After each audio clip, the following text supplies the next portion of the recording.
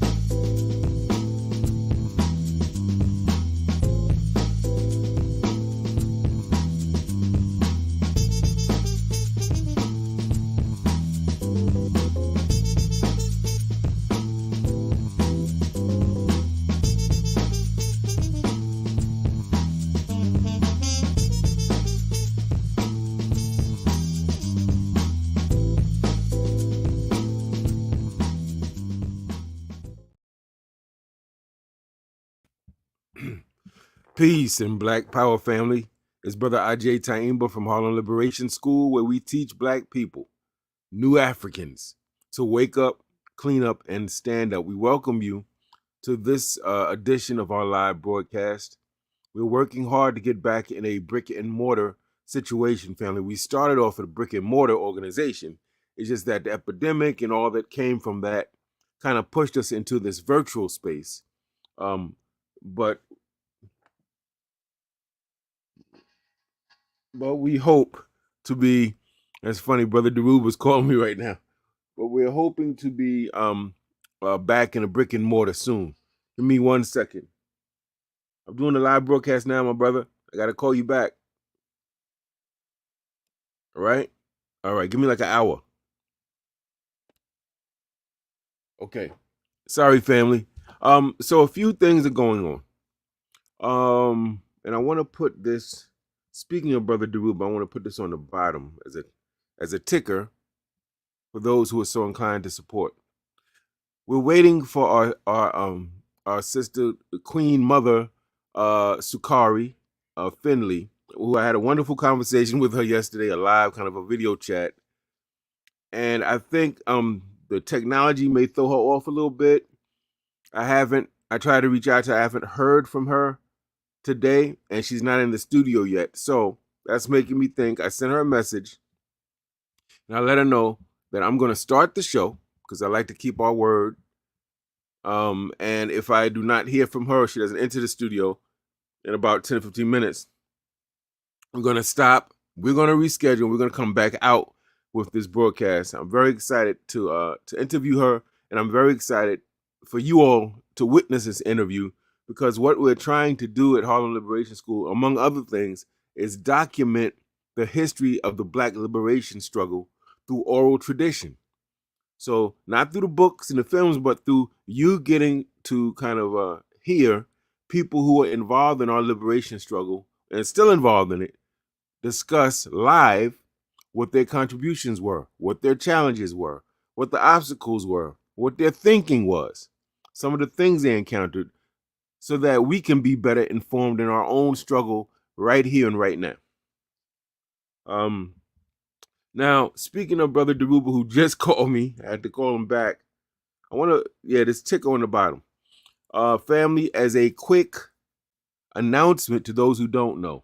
You know, any brother or sister, any soldier, revolutionary that was fighting for us in the 60s, and they were 20 years old, around that 25, they are now 70 to 80 years old.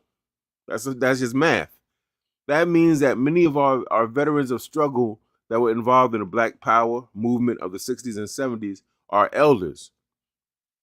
And that means, unfortunately, that many of them are dealing with serious medical issues.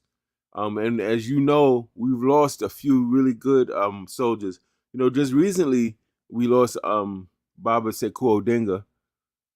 So, in line with that, our good brother Baba Daruba Ben Wahad, a former New York City Black Panther leader, a former co-founder of the Black Liberation Army, a former political prisoner who did 19 years in prison for a crime he did not commit, is still doing wonderful work. Was still traveling around the country, giving speeches, blistering speeches, really banging on Western imperialism, helping our people to understand colonialism and neo-colonialism and how capitalism works to kind of sabotage our dreams and crush our spirits and exploit our labor. And in recent talking with him, it's come out, you know, that he's dealing with stage 4 cancer. He's dealing with some serious stuff right now. And so what Harlem Liberation School did was we put up a GoFundMe campaign for him. Those of you who just came in, you wonder what is he talking about? We're waiting for our elder, Sister Sukari, to come in. I haven't heard from her today, so there's a chance that she may not be able to get in using the technology. And just so you know, by about 3:15, if she's not here, we're going to end this show. She and I will reschedule and we'll be back. And we'll let you know when we come back. We apologize for that. But these snafus happen, family. And we just try to keep it moving as best we can. So going back to Brother Daruba. So Brother Daruba is in, I don't know if you all are familiar with cancer and stage 4 and what comes with it. But there's a significant amount of pain and suffering that comes with that. A lot of medication and some costly medical services that come with that. Now, Daruba is gets his treatments in Africa, and they can be kind of costly. And you know, this whole thing has happened with supposedly the underwater cables that provide internet to Africa have been severed, and so a lot of countries in West Africa don't have internet service. So it's just a real crazy right now. But we put up this GoFundMe for Baba Daruba. It's a total of $10,000. And so far just yesterday, we raised about $2,000. On the bottom of your screen, you see the ticker. It's telling you the particular address where you can go and donate if you're so inclined. And if you donate and you allow your name to be shown as a donor, please leave a few words of encouragement for our good brother. You know, he's been through a lot. I was reading up on some of the things that while he even got locked up for those 19 years, he wasn't just sitting around doing nothing. He was still organizing.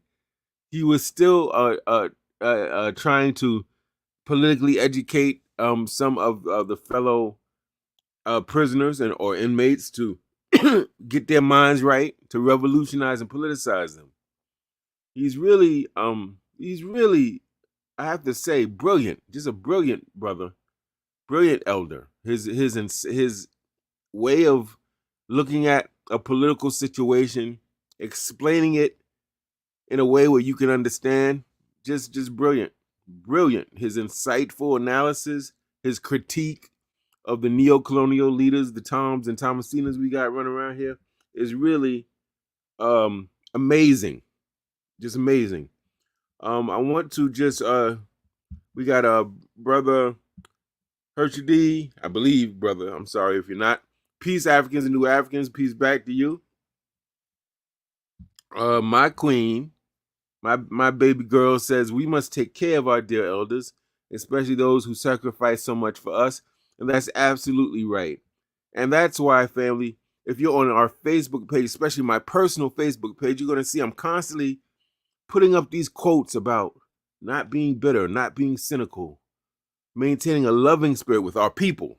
I'm talking about being forgiving our people, trying to be empathetic with our people and compassionate with our people, because there was a time where you would never have to say, we got to take care of our elders. We got to take care of people who fought for us. Like that, there was a time that was just common sense. That's what you did, right? That's like getting up in the morning, brushing your teeth, and taking a shower, right? But now we have a culture that was a love-based, community-based culture. We have unfortunately transitioned into a transactional culture, family, where now it's about, well, I can do this for you, but what you gonna do for me? And as long as what you do for me is good for me, makes sense, I can do this for you. And see, that type of culture, you're not gonna get far, because money is an issue for most of us, right? So if you equate everything to a monetary value, then you're wrong from the gate. Then there's not going to be much liberation. If you think about the civil rights movement, the Black Power movement, guess what? Most of those positions in those organizations were volunteer. I'm going to say that again because some of y'all didn't hear me. If you look at the civil rights movement, Black Power movements, those organizations that were doing all that work. So we're talking about SCLC, NAACP in terms of the civil rights, CORE, Urban League, in terms of the more integration civil rights organizations, and the Black Power organizations. Now we're talking about Black Panther Party, Republican New Africa, Revolutionary Action Movement, right? Go on and on. Most of those positions, the people who did that work weren't getting a check. There were no government grants, family. They weren't nonprofit organizations. These were volunteer-based organizations. And look at all the work they did. And they did that work because they had a consciousness and awareness. It's one for all and all for one. And either we're going to get free together and live together, or we're going to suffer and die together. But it's not going to be, you're going to be okay, I'm going to be all right, and you're not because you couldn't afford to pay the ticket. Different world, family. And although I know that change is inevitable, some changes we have to reimagine. We have to get back to a culture. We create a culture in our communities where there's no longer transactional, family. Can you imagine? I mean, I'm going to use myself. I think back of my mom and dad. My dad is no longer physically here. My mother is still here, and she's in her 80s, still going strong.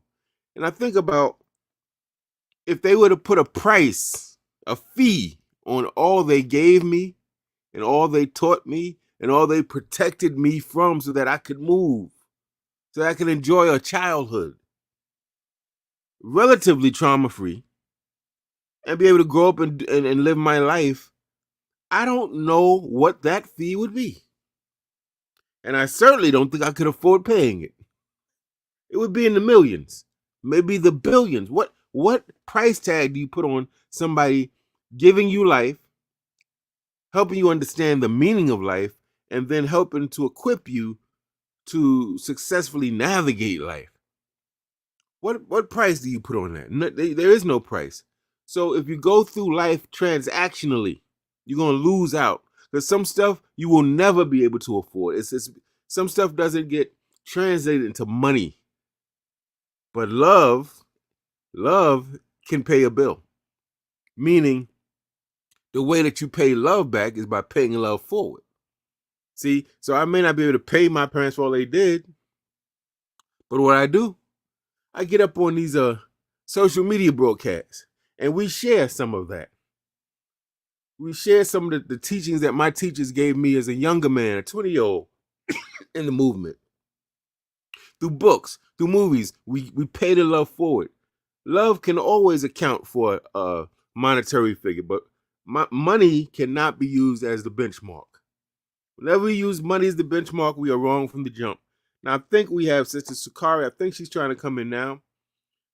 I'm going to just kind of continue talking a little bit until she does. But family, on the bottom, make sure you check out that website. Make sure you go try to support our good brother, Daruba bin Wahad, support his campaign. Now I'm going to see if I can bring our sister Sukari in. Give me 1 second, family. Sister Sukari, can you hear me? Huh? I can hear you. You're breaking up a Can you little hear bit. me? I can hear you, but it's breaking up. Okay. Okay, how are you doing today? Trying to get this pad set up right. Okay. Oops. You need a few minutes to get ready? 1 second. Let me see. Yeah. Let me change up a few things in the background. Okay. So while our sister gets ready, I'm going to talk for a little bit. So she's here. Just give us a few minutes. So what I'm saying, family, is I hope that some of you watching will join me in working to change this transactional culture we live in. Teach the young people that some things you can't buy and some things you don't have enough money to pay for. So get your mind out of everything has to be equivocated to money, and start thinking about love, about service, about justice, right? About resistance to tyranny, because we are most certainly living in a world that's becoming more and more fascist, family. Your boy who technically is a criminal, who technically created treason while in office as president of the United States, who technically virtually called for a riot at the Capitol, and technically should at minimum be in prison for treason to his nation, is actually trying to run again for president. It's amazing. It's absolutely amazing. And it's absolute fascism what he's pushing and what he's endorsing and what he's promoting. And leaders have a way of generating an energy, a spirit that permeates a nation, right? So, they say in JFK's time, it was this spirit of Camelot, and this spirit where the youth were feeling hopeful that change could come. There was a spirit that maybe civil rights would be accepted, civil rights struggle. Then you had a Nixon leadership, and his leadership was straight draconian.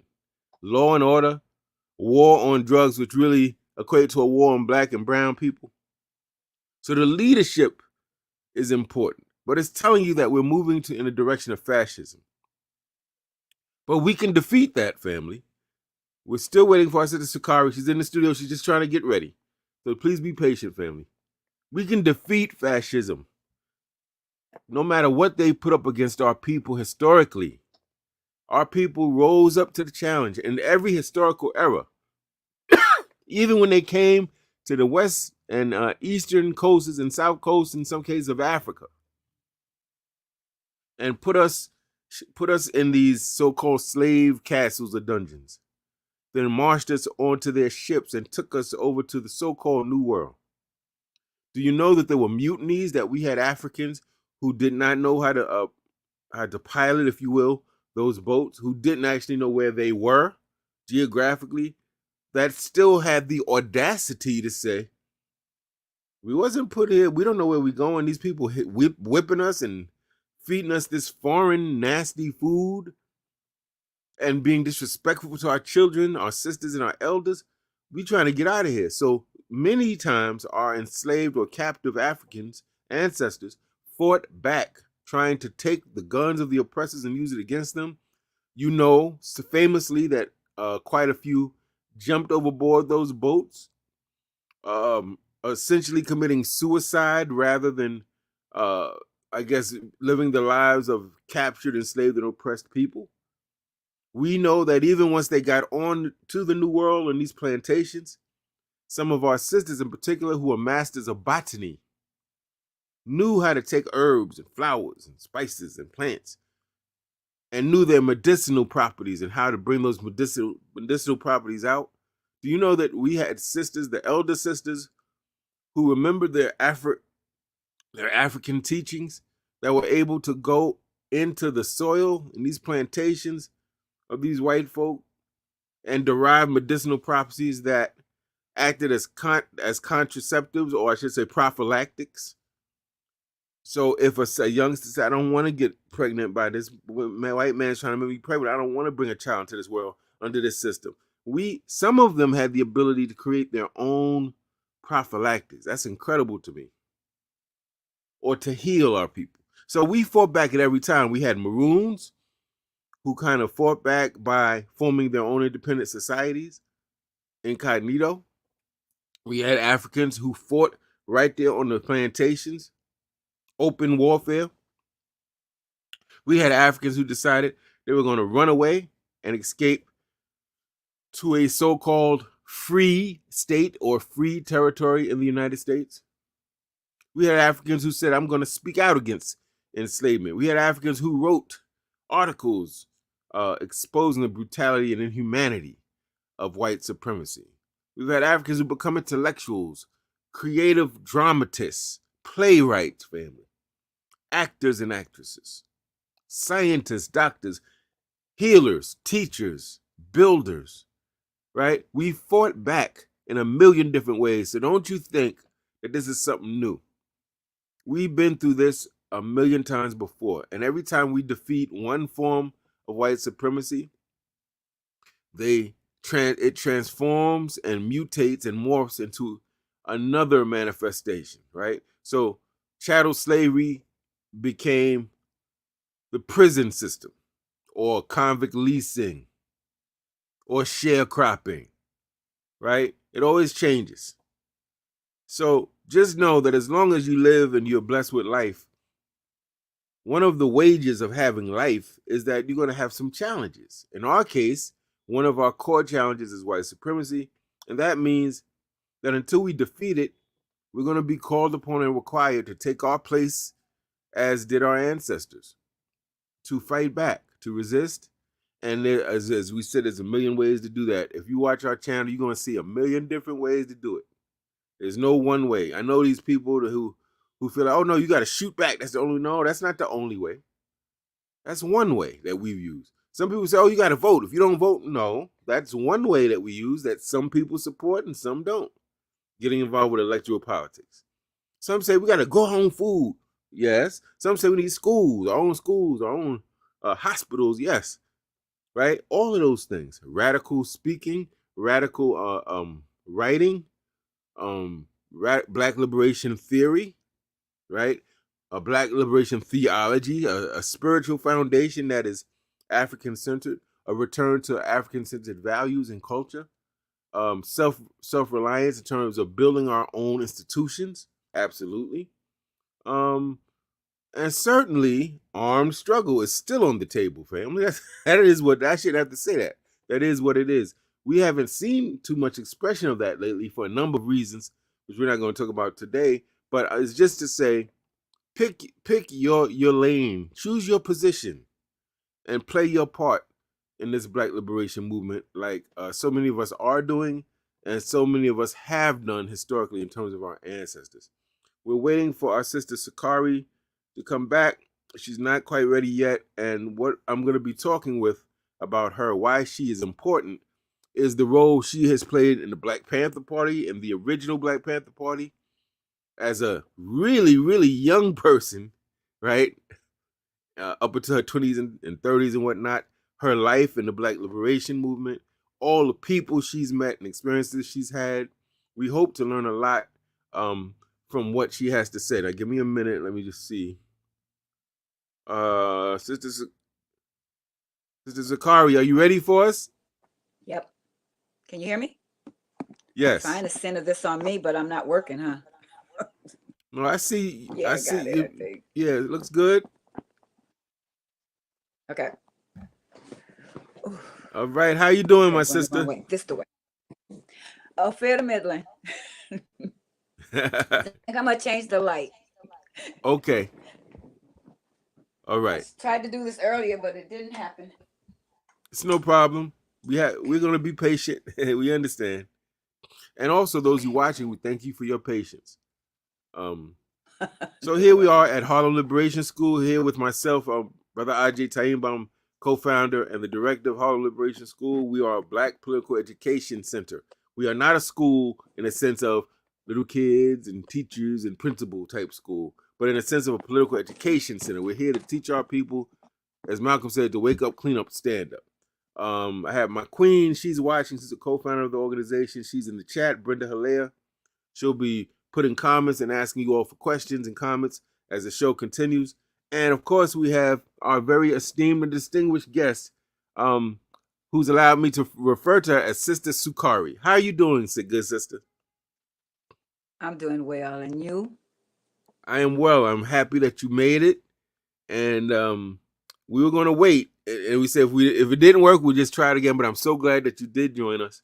And I guess one of the questions I would start with is, we know that you became a member of the original Black Panther Party. I have to say original because, we have various branches of the new Black Panther Party. And I want to make sure people know there's a difference. And I'm curious to know what factors in your life led you to become a member of the Black Panther Party. Like, what was going on in your life or in the country or the world that made you say at a young age, I got to join this organization, put in work with them? Well, I grew up I was born in Birmingham. I spent a lot of time with my grandparents in a rural farm in Alabama. So I noticed some things, but I was protected, like across from my granddaddy's property was a swimming pool, but only white folks could go there. But because my grandparents knew the owners, we could go spend money there. We could go buy candy, but we had to go. So as we were going over to visit or to pick up candy, the kids would lick their tongue at us.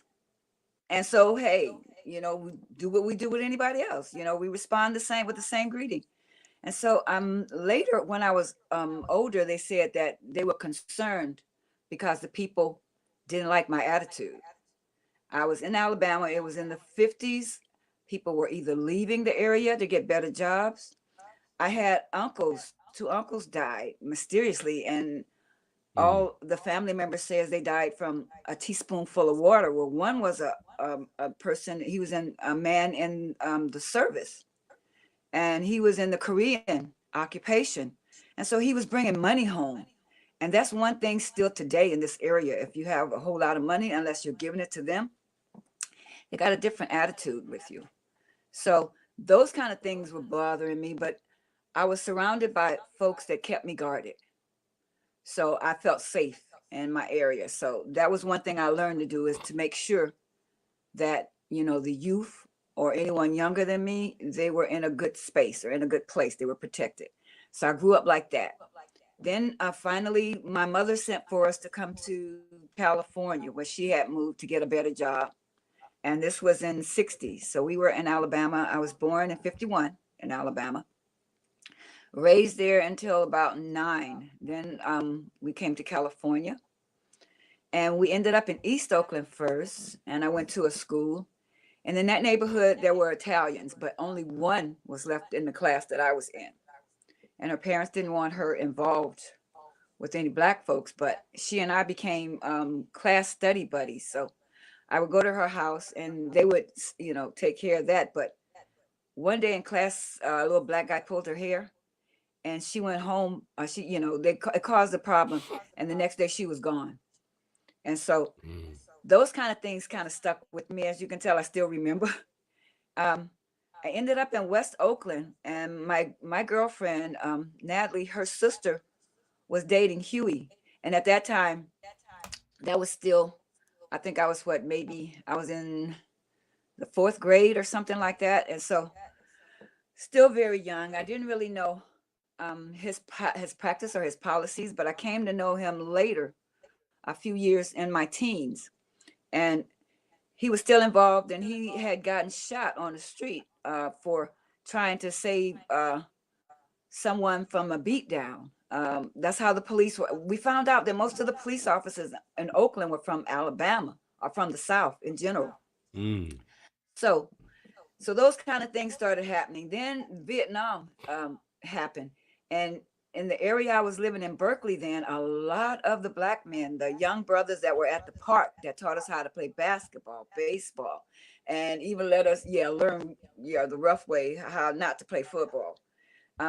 but they started not coming back, or coming back in caskets, or coming back with mental problems. And there were some that I had gotten, I guess, deep into different kind of drugs. And so it was hard to approach them or be around them. And I was used to being around folks that would protect me, that were, that looked like me.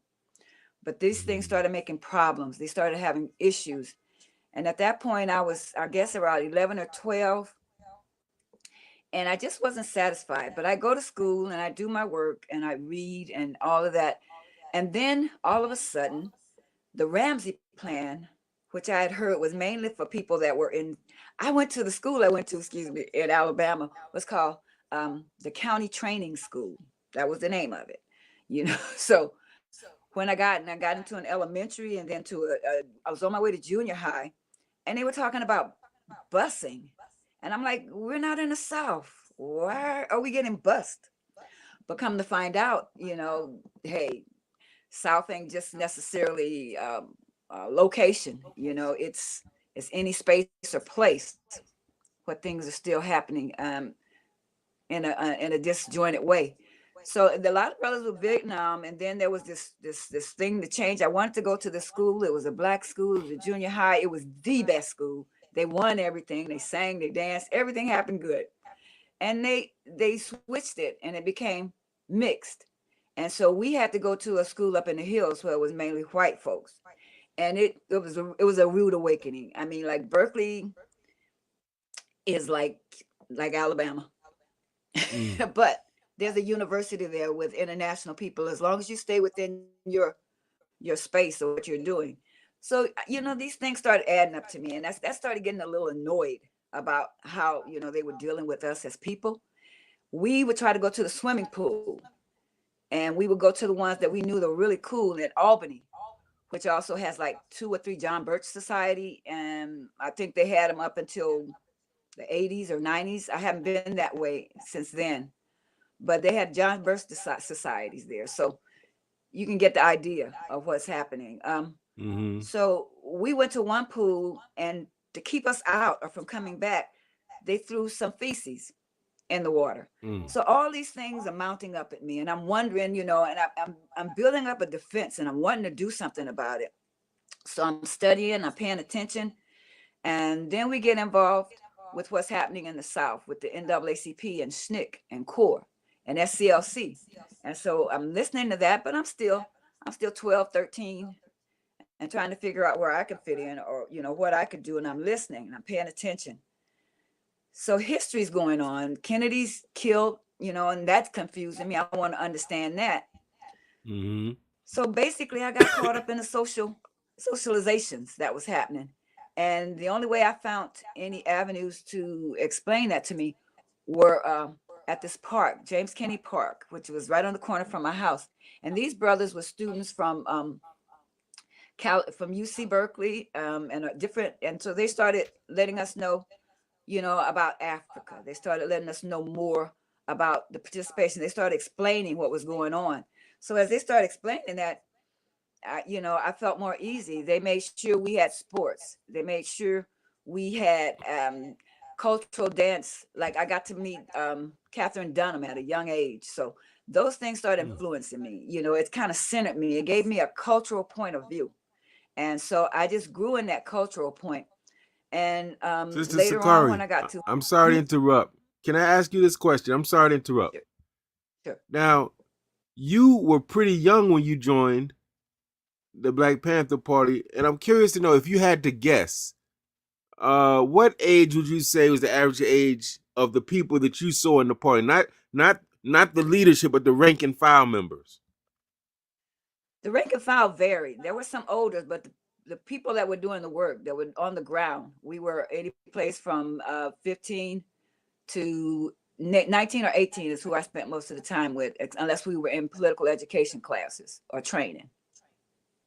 So pretty young. Then we ran into the folks that were older, but basically the group we ran around with, I sent you a picture, and you can look at that picture and see the age pretty much. And a few of those sisters I went to school with. And that was from a political education class on Sunday. We had like 3 to 4 different classes a week that we had to attend. Just so we understood Yes, political education. So And studying so I, political education was important to the Black Panthers and to the Black Power activists? yeah, because all of them were either involved in some kind of civic or interaction. Um, David and them, they were part of some of the local gangs, what people call gangs, but they were protecting their community. And so they expanded the idea of protecting their community and they tried to make it regional. And then they went beyond regional. So they all grew up trying to develop, and they worked with anyone that would sit down and deal with the same basis they wanted to use. Hmm. It's very interesting. Today sometimes it seems like Sister Sukari is a spirit of anti-intellectualism. And the period you're talking about, people were reading and studying and talking about Fanon and all these different books, different We were doing time. plays. We were doing all kind of plays. From Wow. they kept us exposed to culture. And like Catherine Dunham, I'm learning about her at 13, 12, 13. And that was exciting for me, and she is a very a free spirit. And she was dealing a lot with Haiti. And those things that were going on now are still going on there today. I mean, back Mm-hmm. then, they were still having issues with Haiti being so independent. Mm-hmm. And Mm-hmm. what a lot of folks don't study or understand was Haiti was one of the only slave um, plantation infrastructures that liberated themselves as best they could, but they're still being impacted from the folks that they got liberated from. That's right. And for those watching who don't know, Catherine Dunham is one of our great choreographers. She kind of brought traditional African dance and choreography to the States. So a lot of these African dance schools and all that, a lot of you who do African dance now, she's one of the people you have to bow to and give credit to for bringing that to our consciousness here. Definitely a powerhouse of a sister. And Sister Zakari, you wrote me something I read. I said, my God, my mouth was wide open, my jaw was hitting the floor. All these people that you met and worked with during the course of your organizing, could you tell us about some of those people Oh that you met? wow. Well, yeah, in the party we met so many people. I spent a lot of time with, of course, one of the main person, I think one of the only sisters for a while on the Central Committee, and that was Kathleen Cleaver.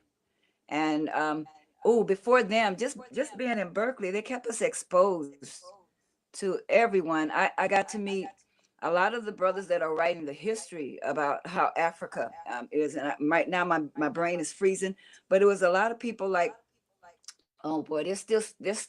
Even though they're gone now, they're still their lessons are still. They compiled our history that had been taken, and so Mm. people don't think we have a history pass here. So I got to deal with people that had history. I met this, one of my dance teachers at Cal was C. Caleb Zeppel, and he was from Ghana, and his brother, and they were all teaching there. Catherine Dunham. Right now, my brain is freezing. We interacted with so many different people. I'm thinking right now, and my brain is fried. Oh, we learned about Oscar Misham, which people don't know. You wonder why they call the Oscar, uh, that trophy they give to people, why they call it Oscar. There's this man, Oscar Michel, and he made sure there were black films that had us as the main characters. And so he did so much innovation that it affected the way Hollywood did what they wanted to do or how they wanted to build. But then you wonder why this statue is called Oscar. Is based on Oscar Michon. And Mm. so he had his own setup. They wouldn't let black folks into the film. So like we do always in anything, we create our own. That's right. I And could I think, well, Eldridge Cleaver, Kathleen Cleaver. Oh man, I got to meet folks from the East Coast and the West Coast because I worked at Central Headquarters. So I got to meet people like Zaid Shakur, and I heard about Afeni Shakur, but I finally met her in like the 70s. Geronimo Pratt, who was a Los Angeles member of the party, but also fresh from the Vietnam War as a highly what do you give those medals of valor? Yeah, and Hmm. then of course I said Stokely Carmichael, and of course, well, who is Kwame Nkrumah, and of course one of the brightest brother who is suffering today in prison. Um, I'm Jamil. I mean Imam Jamil. I mean Yeah. Formerly yes, A Trap and his Brown. name was yeah H. Rap Brown, and he was one of my favorites because he would say such things like, you think you need such heavy equipment to do stuff to to fight off. He said all you need is a match. But he would say things like that, and he wasn't saying go do that. He was saying that you have to think of what you have around you, and we learned terms like juche, use what you got to get what you need. So he gave us stuff like that to deal with. I got involved with a lot of people in the Bay Area that were from different walks of life and that dealt with what we would call, just this anti anything American. It came under attack. So I was in the community. There were people from the Communist Party, from the Socialist Party. There were folks. There was Martin Luther King with the NAACP, and also standing for the SNCC. But he had an air about him where he would listen. I think Malcolm X was at Berkeley, but he was a little too advanced for me at the time. I was still getting over his book from when he was a member of the Nation of Islam. But powerful people, the Muslims and him particularly. I just couldn't get beyond how he broke anything down to understanding. We studied as young as we were. We studied dialectical materialism. We learned all about the wars that were going on around the country, socialism, capitalism, communism. We got to understand those things. Those were part of our political education classes. And the best thing you could do for yourself is to read. That's one thing. And to know what you're reading, get recommendations, and search your history. Your history is the biggest things that I ever got was they tell you, because they don't know, we don't know our ancestors past. Well, it's past for me. I can go back to my fourth great grandfather. That's as far back as I can go. That's limited. But there's a chart that tells you, like, for you to be born, it took 250,000 or better people. And you have Wow. no idea who those people are because they don't want to know you. They don't want you to know your history. They don't want you to know that they're bigger thieves than we could ever be. They don't That's want right. you to know that they're brutal. And the thing of it is it's not everybody. It's not all of them. It's people that are hung up on money and wealth and what you have. So basically you just have to earn and be satisfied with who you are. Build yourself up to be the best. Build yourself and continually grow. You never stop growing. I'm still learning. My son, my granddaughter, my cousins, the younger ones, they're always showing me something new, something new.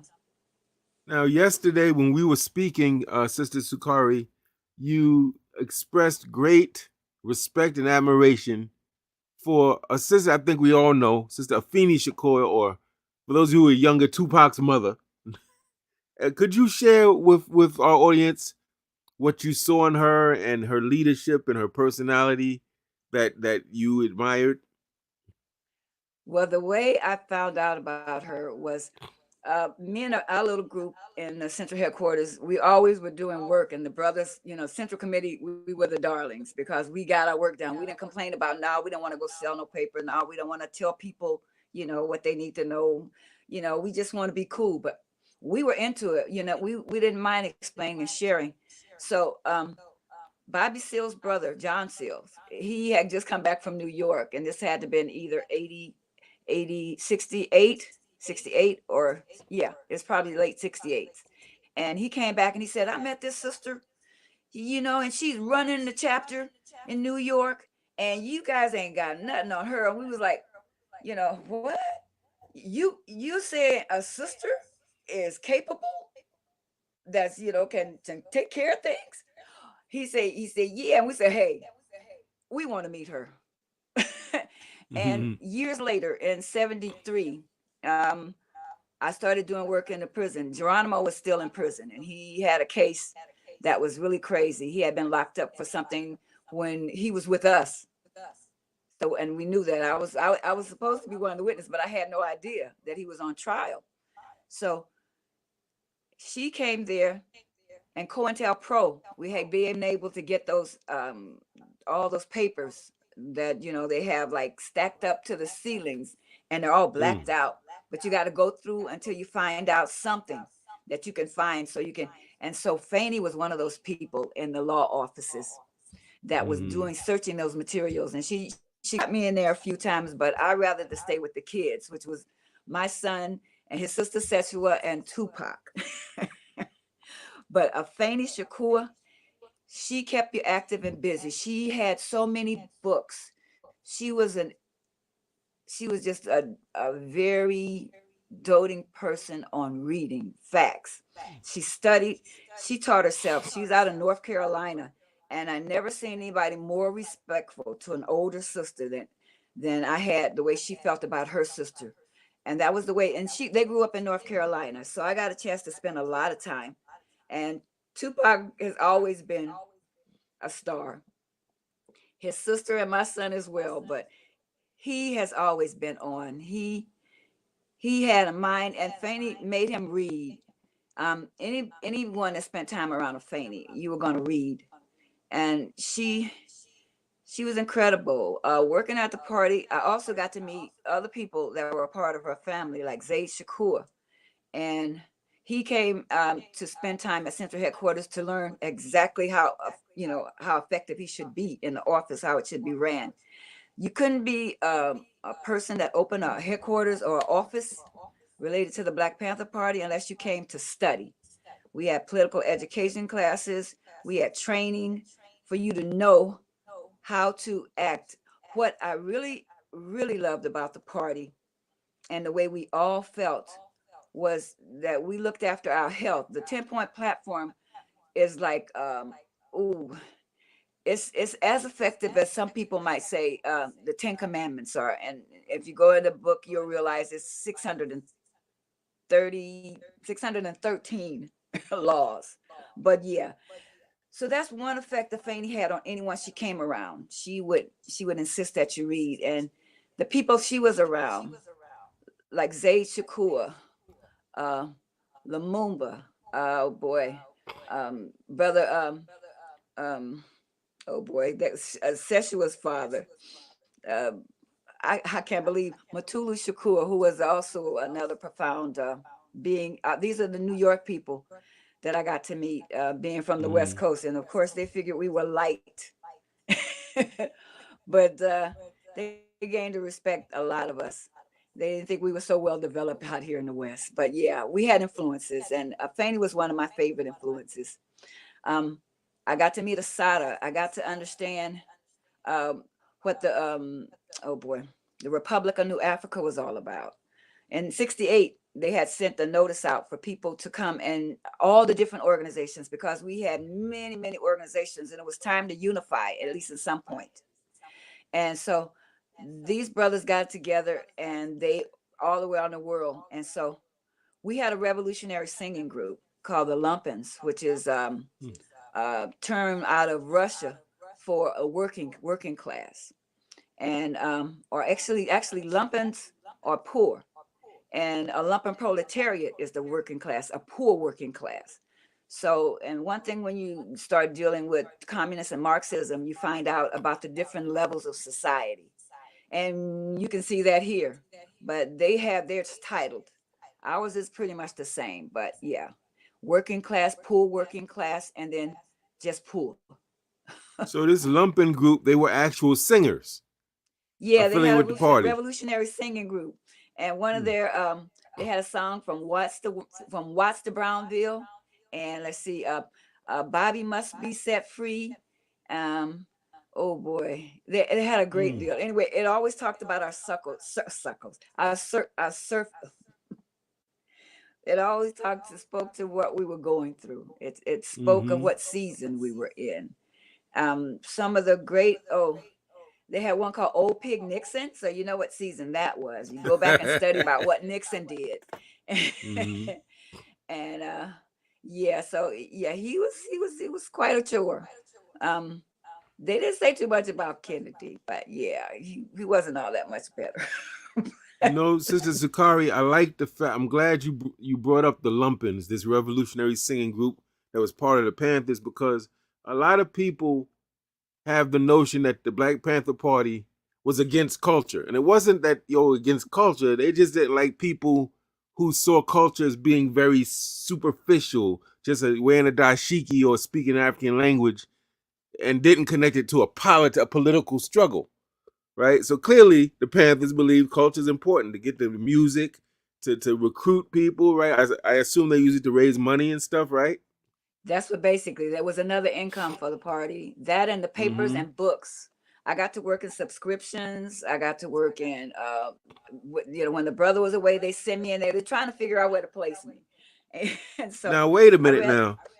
Those who don't know this queen I'm talking to right here, very modest, but she did a lot of work. She joined as a really young lady. Um, and she also met some stars like herself. And one of them is a brother that many of you say his name every August. You hold him up, you talk about Black August. She's married to brother Khatari Gaulden. Is that correct? yes, Could you tell us about Geronimo. him? Like, what should we know about him? Okay, I'm gonna tell you how we met. I went to see Geronimo after I heard he had still was locked up, and I was like, wow, and so I went to San Quentin, and Geronimo said, "Hey, I got enough visitors. This is who I want you to visit." Now that's the way he felt. That's how the party ran. If there was something to be done and he could put together the right people to get it done, that's what he did. So he said, "I want you to visit this brother, Jeffery Khatari Gaulden." And I was like, okay, because I trusted him that this brother was about, you know, lifting up the people. I knew that it meant more than he went to jail for something, mundane. So I went to visit. I signed up to visit him. I went through all of that. And when we finally sat down to visit Jeffrey Khatari Gaulden, he wanted me to be a relay with his attorney and him so that he could keep up. And so I became a legal assistant with that office. And it was in San Rafael. He was at San Quentin. He had pretty much like George Jackson. It had happened that on a minor incident on less than, ooh, I don't even think it was over $50. He caught a case that kept him in jail for a long time. And by the time I Mm. had met him, it had been at least 20 years or something like that from something as simple as what happened with George. I mean, it was supposed to have been like, not even over $50 worth of money. And these brothers got time. And if they thought you had any kind of sense of culture or retribution or understanding how to attack with your own legal devices, these brothers were so well read that, yeah, you couldn't help but just, what should I study? What do you want me to do? So that's how Qatar and I met, and we became close. And I was like the inside to his lawyer. So I became a legal worker for her, and I was still in school. So between those two, I became a legal assistant. And being there, he made sure I was there. I could get in at least 6 days out of the week because they were closed one. And so, Wow. yeah. And so I became the illegal assistant. Yeah. And I was still in So you school. I was got still part in of your college. political education. It's like you had two levels. You got some of your political education in the class, but a lot of it was through your experience, going to the prisons, talking with people, right? Organizing. Yeah. That's Yeah, because beautiful. they wanted me to go visit Rochelle. But what was happening is after that incident in San Quentin, uh, Rochelle, they were holding trial inside the prison. You Mm. didn't get to go out. So they had it inside. So they had me go, and so I would go back and forth. But my thing was like, I don't want to visit anybody that's committed crimes against the people. Now, why am I going to jail? And most of these guys committed crimes against the people. Well, those crimes are cultural. Those things happen when people are trying to do better for their family. There are all kind of That's breakdowns for right. why people do stuff, and it's not always just drugs. It's usually even the drugs is a way to make money, because that's what they left us in the community to do. And the best thing you could do is sell it instead of being hooked on it. But even that is a dangerous thing to deal with. So you got deeply involved. So I found out then there's like you call political prisoners and political prisoners of war. And I'm still battling over which is which, but I understand the concepts. You don't just go to prison because you did a crime. Why did you do the crime? Why did the crime happen? What circumstances are in place that draws you to a point where you have to do something illegal? Or it's what they call illegal. But even when we got to California when I was younger, most of the police officers were from the South, even Alabama, a lot. So that that that slavery is still alive and well. Prisons are like the slavery, the 21st century slaves. I mean, from the time that they ended slavery, they said the only people is in the 13th Amendment, and so that should be overturned. Um, it says that you're free unless you go to prison. And when you go to prison, they don't pay you. They give you this in this little small amount, and they're making money off of labor. That's They're right. making money off of your body being there, being processed. They're making money. They're getting paid to keep those men and slaves. And those brothers, oh boy, they're studying. They're studying 90 to nothing. And I'm grateful. Not all, some people they still don't realize. They're too busy trying to deal with what they have to face in prison without having to understand the circumstances. Yeah. Freedom ain't free. That's right. That's right. Simple and profound. It's not free. You got to pay for that. You have to pay for that. Now, let me ask you, Sister Sukari, we're coming to the close. This went by so fast. I think we got maybe 10 more minutes. Think about 10. Look like a minute. Yeah, because we started a little late. So this gives you a little Sorry extra about time. that. No, that's okay. I'm curious to know because I'm a historian. I'm big on history is not just this thing. Did you know the first black this, the first black that? It's not just for pride, it's for instruction, correction, doing better, right? So as you look back, are there any things that the elder Sukari would tell the teenage Sukari as an activist or organizer that to move differently or to think of things differently? Anything that you would say? Yeah, I was irrational as a young person. I was still responding to anything that I felt was a direct attack. And it could be the opposition or it could be people close to me. I would just fly off. I would just lose it, and not get what I needed to get from that. So the best thing that I would recognize or ask a person to recognize is to not only know yourself, but sometimes to be still enough to see and hear what's going on around you. Don't respond. Take that information, figure it out the best way you can, read, study, pray, um, work out, whatever it does to make your brain active, whatever it takes to make your brain active, something physical, nothing that'll take you out of your mind, something that will keep you centered in your mind for you to understand who you are, what responsibilities you have, and what you need to do, not what you want to do always.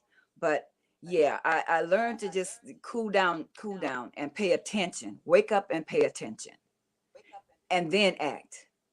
Study what you need to pick out. And if you got to look it up to find out the best way to do it, there's always some way. We used to say to dissect it, to take it apart and put it together and make it function where it benefits more than your harm.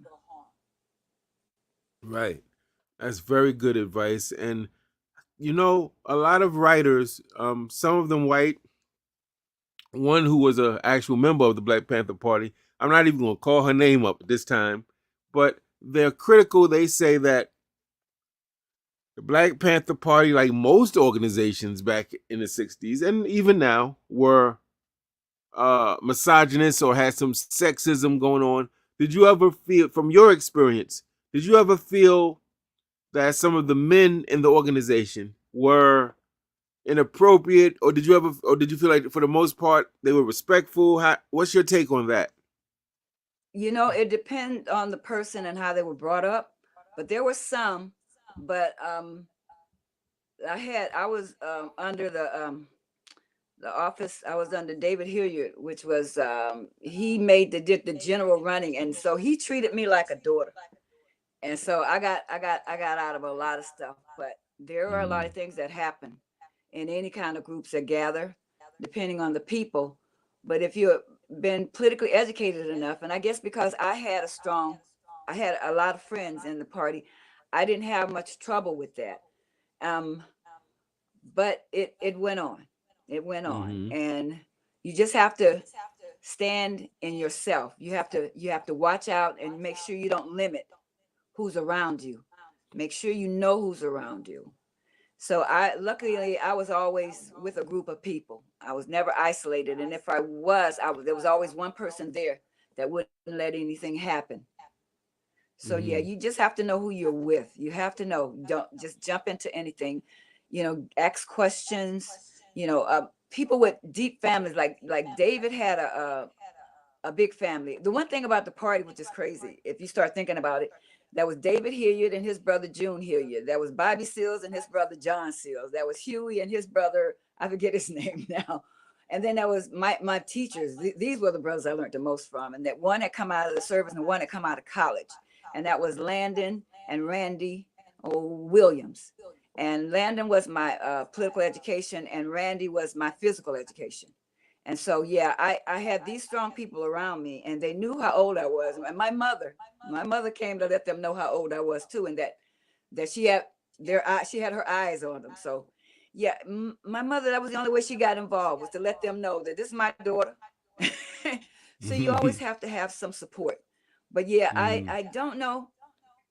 I know some stories, but those things, yeah, you have to, they I don't know, I can't say they were all violent. I don't think they were violent, but it was like you might have been pressed. But if you were in your right mind, if you were in a space where you were not trying to bring that on, you have to be guarded, sort of. And like I always had a crew. We had a crew, so they would have to pick me out the crew and isolate me for anything to happen, and luckily I didn't get into that. I had brothers do stuff, but I mean, like, to make me nervous and I back up. But luckily I got the chance to back up. Right. Now, but yeah, you have to look out. You have to know your surroundings. Hopefully, as we move on through this timeline, through history, this journey that we're on of liberation, that we're going to know that it's not enough to overthrow the systems that oppress us, that we have to become better people as well. Yeah. Right? We have to be better people. So if there wasn't a white man in existence or a capitalist in existence, we might still have to work on some of our stuff. So that what you say brings that up to me. Like, we have to work on being better as we make the systems better, the society better. So it's true. That's a very good point. Very good point. Yeah, I'm glad you know how to explain that. But yeah, you have to wake up and pay attention. Yes. And now, most people assume that as a person gets older, when they're 20, they're going to be hot-headed. And then as they get older, they're going to kind of mellow down and they're going to say, oh, that stuff I was doing when I was 20, that stuff was crazy. I don't support that anymore. And then some people say, no, I'm still support it, just differently. I'm curious to know, as it relates to self-defense, some of the controversial elements of the Panther Party. Do you still support the fact that Black people should defend themselves in the wake of, racist brutality or whatever? Yeah, the most dominant thing, and I don't remember everything, but it sticks with me internally, kind of shows me how the 10-point platform. That's basic political, that's humane. It's it sums up in total everything that we're entitled to as beings, you Mm-hmm. know. And hue, human, our color, we definitely need to pay attention. That 10-point platform speaks loudly. Everybody's been using it one way or another. You know, I can't remember them all, but I'm living them. I live them now. Mm. So you would say that you still agree with most of that of the 10-point Yeah. platform. Yeah, everything I learned in the party was beneficial for me in life, and I was glad to have that kind of structure and black background. Because when even at James Kennedy Park, the way those brothers were trying to direct us, and they were women too, but it was similar to what the party. It was like this where the mind was at that time, like Barack the poet, um, oh boy, my Amiri brain. Baraka. Amari Buraka. Yeah, him and some of the other poets. One of the brothers, I think his name is Haki something now. Madabuti. And his name, yeah, it used to Hakeem be what, Madabuti. Donald Lee? Yes, Don Yeah, Lee. those kind of poems. Even the songs, some of the songs, you can't just take things lightweight. It has to be a value to it. It has to be something that improves your life. It could be fun, but Mm-hmm. it has to be something that you can pass on and keep strong. Yes, while you're Oh, and talking, my Sister favorite person before Sakari, we I'm go showing out. them the 10-point platform. While you're talking, I'm showing them the platform. Oh, wonderful. Yeah, Dr. Matulu was another profound person. Him and Dr. Small. Dr. Small was in the Bay Area, and Matulu was in New York. When I got to New York, I got to meet the Republic of New Africa. I got to meet all kind of wonderful people. We also worked with different communities, the that are from different areas that are here. You just have to find out what kind of work. We worked with the Chinese, we worked with we worked with the Hispanics, the Puerto Ricans, the Mexicans. We worked with everybody. Mm-hmm. Yes. We even had some Well, French I black tell folks you, come over. yes. Yes, I want to thank you for your time, for your service to the community. You're an example to me of why we have to do history. It can't be great man theory history. The history where we're just going to look at the great men who did. There's a lot of history to be found in small towns, in organizations we don't know about, in our own families. They're important people that did important things, not just men, not just white men, not just black men, not just rich men, not just formally educated men, but there's all types of people that we need to put a spotlight on because we come from all of that. We come from people who was in prisons, sharecropping, enslaved, heroes, sheroes, all types of stuff. So you to me represent Yes. that. I saw you. I got your name through a sister who was in the Black Liberation Army Mhm. and who would come to our meetings regularly. I said, I need some sisters on these broadcasts. I'm not getting enough sisters. And she said, oh, Brother IJ, and she gave me some names. And I believe yours was one of the names that came up. So that's why I originally looked you up on Facebook and was able to Yeah, get in touch with you. Afeni gave me the New York tour. Nancy took me to North Carolina, and I'm in Alabama, so we were just right.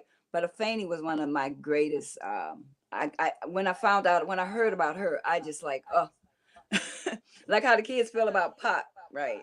Mm-hmm. But Pac was like that Wow. from the beginning, from a young age, and his mother, under his mother. Mm-hmm. Now, Sister Sukari, as we get ready to end, is there anything we didn't cover?